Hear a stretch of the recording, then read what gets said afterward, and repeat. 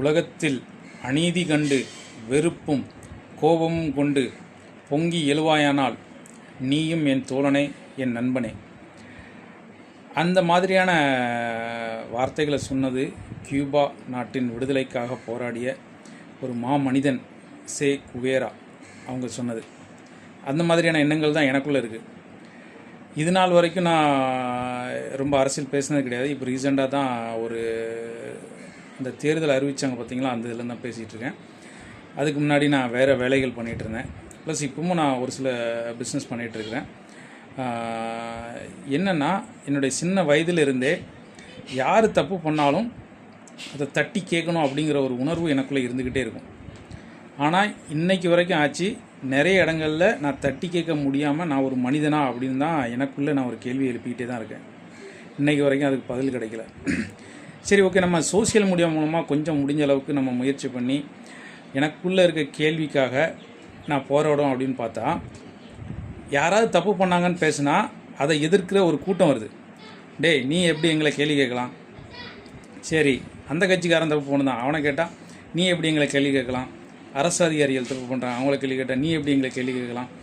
நான் அவன் பண்ணுற தப்பை விட கம்மியாக தானே பண்ணுறேன். தப்பே தப்பு, அதில் ஒரு நியாயம். நான் அவனோட கம்மியாக தானே பண்ணுறேன்.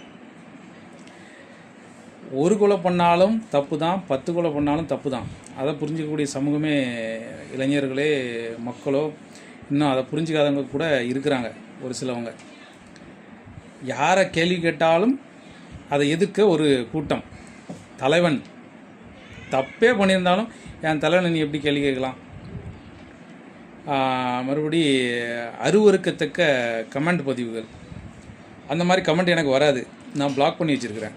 சரிங்களா? யூடியூப்பில் அதுக்கெலாம் செட்டிங்ஸ்லாம் இருக்குது, நம்ம வந்து பிளாக் பண்ணிக்கலாம்.